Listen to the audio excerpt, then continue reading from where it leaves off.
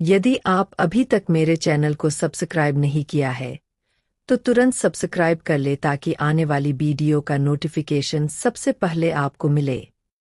एक गांव में एक बुढ़िया रहती थी जिसके 7 बेटे थे। 6 बेटे कमाने वाले थे और एक बेटा निकम्मा था। बुढ़िया माँ 6 पुत्रों का जूठा 7वें पुत्र को देती। 7वां पुत्र एक दिन अपनी पत्नी से बोला, देखो मेरी माता का मुझ पर कितना प्रेम है। वह बोली, क्यों नहीं, सबका जूठा बचा हुआ तुमको खिलाती है। वह बोला, जब तक आंखों से न देखे मान नहीं सकता। पत्नी ने हंसकर कहा, देख लोगे तब तो मानोगे। कुछ दिन बाद एक बड़ा त्योहार आया। घर में 7 प्रकार के भोजन और चूरमा के लड्डू बने। वह पत्नी की बात को जांचने के लिए सिरदर्द का बहाना बनाकर पतला कपड़ा सिर पर ओढ़कर रसोई में जाकर सो गया और कपड़े में से सब देखता रहा। 6 भाई भोजन करने आए। उसने देखा, माँ ने उनके लिए सुंदर सुंदर आसन बिछाए, 7 प्रकार की रसोई परोसी और आग्रह कर करके उन्हें भोजन कराती रही। वह देखता रहा। 6 भाई भोजन कर उठ गए तब माँ ने उनकी 5 थालियों में से लड्डुओं के टुकड़ों को उठाया और एक लड्डू बनाया। जूठन साफ कर माँ ने उसे पुकारा, उठ बेटा, उठ, तेरे भाइयों ने भोजन कर लिया, तू भी उठकर भोजन कर ले। उसने कहा, माँ, मुझे भोजन नहीं करना, मैं परदेस जा रहा हूँ। माता ने कहा, कल जाना हो तो आज ही जा। वह बोला, हाँ हाँ, जा रहा हूँ। यह कहकर वह घर से निकल गया। चलते समय उसे पत्नी की याद आई। वह गौशाला में कंडे थाप रही थी। वहां जाकर वह बोला, मेरे पास तो कुछ नहीं है, यह अंगूठी है, सो ले लो और अपनी कोई निशानी मुझे दे दो। वह बोली, मेरे पास क्या है, यह गोबर भरा हाथ है। यह कहकर पत्नी ने उसकी पीठ पर गोबर के हाथ की थाप मार दी। वह चल दिया। चलते चलते दूर देश में पहुंचा। वहां एक साहूकार की दुकान थी। वहां जाकर बोला, सेठ जी, मुझे नौकरी पर रख लो। साहूकार को नौकर की सख्त जरूरत थी। साहूकार ने कहा, काम देखकर तनख्वाह मिलेगी। उसने कहा, सेठ जी जैसा आप ठीक समझे। उसे साहूकार के यहाँ नौकरी मिल गई। वह वहां दिन रात काम करने लगा। कुछ दिन में दुकान का लेन देन, हिसाब किताब, ग्राहकों को माल बेचना, सारा काम करने लगा। साहूकार के 7-8 नौकर थे। वे सब चक्कर खाने लगे, लेकिन उसने अपनी लगन, परिश्रम और ईमानदारी से सभी को पीछे छोड़ दिया। उसे अपने किए का फल मिला। सेठ ने भी उसका काम देखा और 3 महीने में ही उसे मुनाफे में साझीदार बना लिया। परिश्रम करते करते 12 वर्ष में ही वह नगर का नामी सेठ बन गया और सेठ अपना सारा कारोबार उस पर छोड़कर बाहर चला गया। इधर उसकी पत्नी पर क्या बीती वह सुने। सास-ससुर उसे दुख देने लगे। गृहस्थी का काम करवाकर उसे लकड़ी लेने जंगल में भेजते। इस बीच घर की रोटियों के आटे से जो भूसी निकलती, उसकी रोटी बनाकर रख दी जाती और फूटे नारियल की नरेली में पानी दिया जाता। इस तरह दिन बीतते रहे। एक दिन वह जब जंगल में लकड़ी लेने जा रही थी तब उसे रास्ते में बहुत सी स्त्रियां संतोषी माता का व्रत करती दिखाई दीं। यह वहां खड़ी होकर पूछने लगी, बहनों, यह तुम किस देवता का व्रत करती हो और इसके करने से क्या फल होता है? इस व्रत के करने की क्या विधि है? यदि तुम अपने इस व्रत का विधान मुझे समझाकर कहोगी तो मैं तुम्हारा बड़ा एहसान मानूंगी। उनमें से एक स्त्री बोली, सुनो, यह संतोषी माता का व्रत है।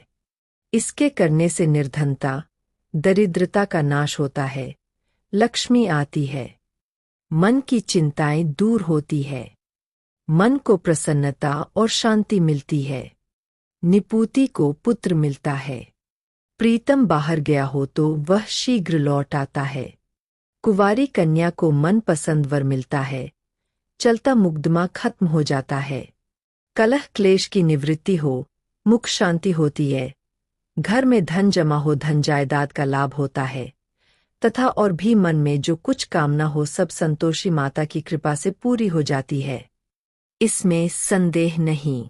वह पूछने लगी, यह व्रत कैसे किया जाता है, यह भी बताओ तो बड़ी कृपा होगी। वह स्त्री कहने लगी, बिना परेशानी, श्रद्धा और प्रेम से जितना भी बन सके प्रसाद लेना। 5.25 पैसे से 5.25 आने तथा इससे भी ज्यादा शक्ति और भक्ति के अनुसार गुड़ और चना ले। हर शुक्रवार को निराहार रहकर कथा कहना सुनना। इसके बीच कम नहीं टूटे। लगातार नियम पालन के करना। सुनने वाला कोई न मिले तो घी का दीपक जलाकर उसके आगे जल के पात्र को रख कथा कहना, परंतु नियम न टूटे जब तक कार्य सिद्ध न हो। नियम पालन करना और कार्य सिद्ध हो जाने पर व्रत का उद्यापन करना।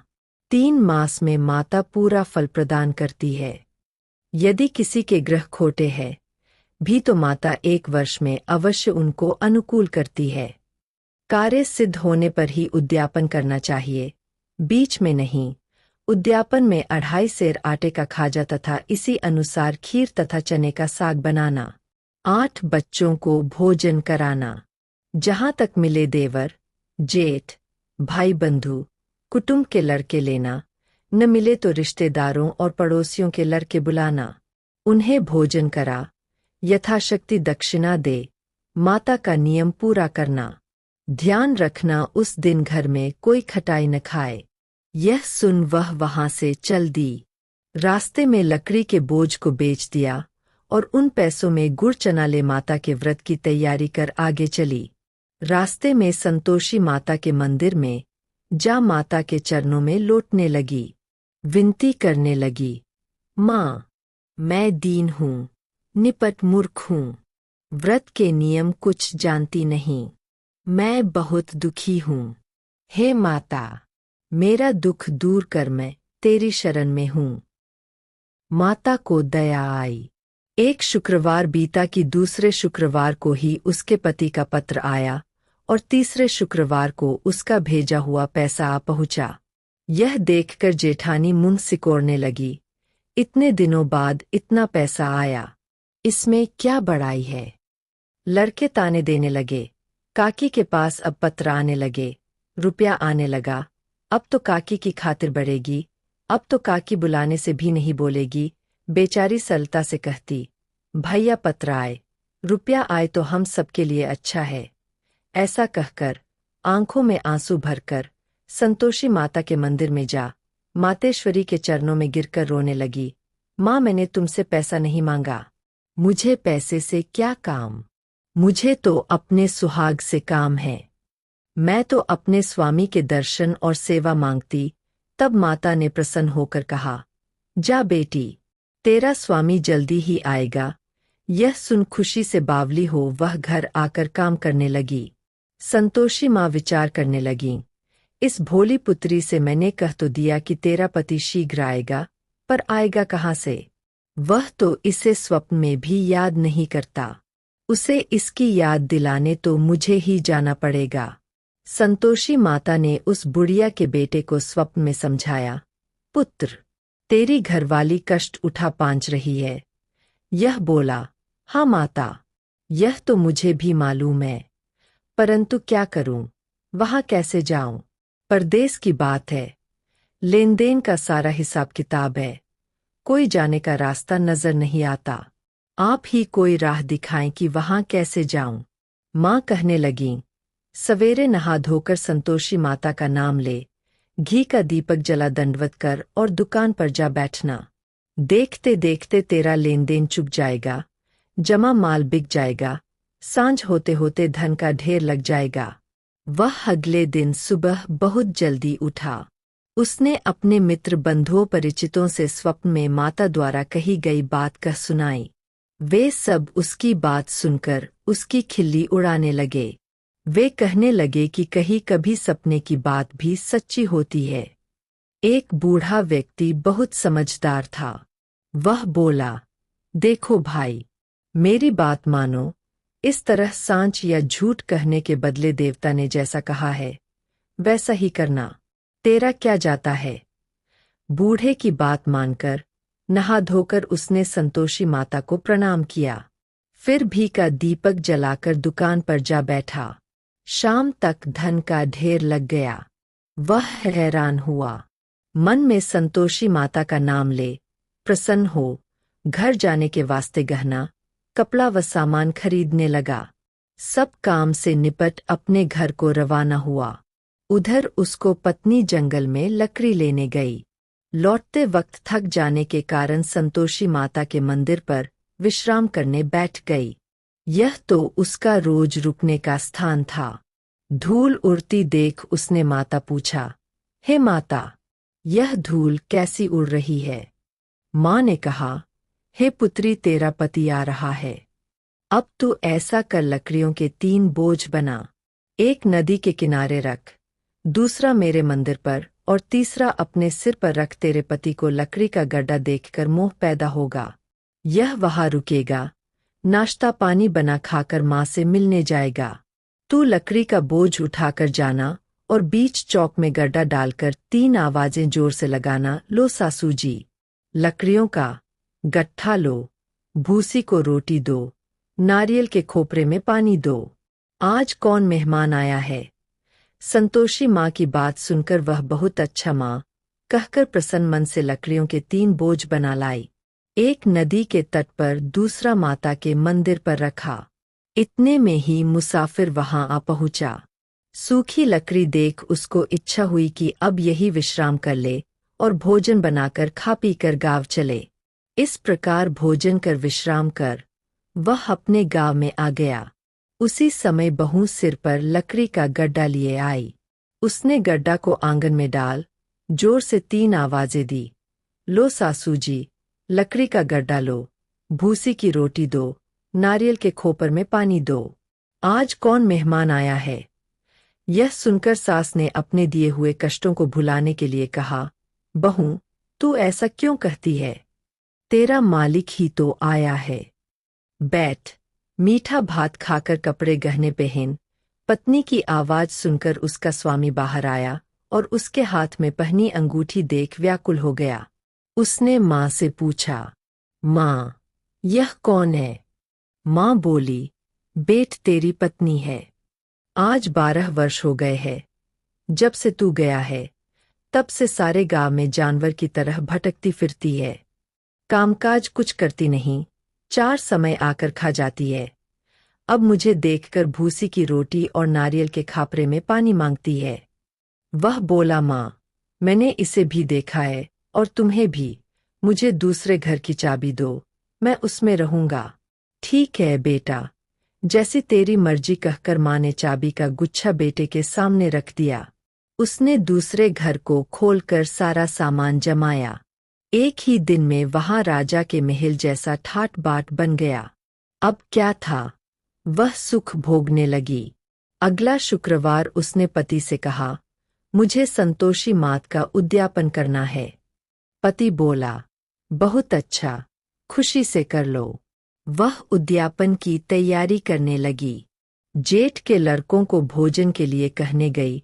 उन्होंने मंजूर किया, परंतु पीछे से जेठानी ने अपने बच्चों को सिखलाया, देखो रे, भोजन के समय सब लोग खटाई मांगना, जिससे उसका उद्यापन पूरा न हो।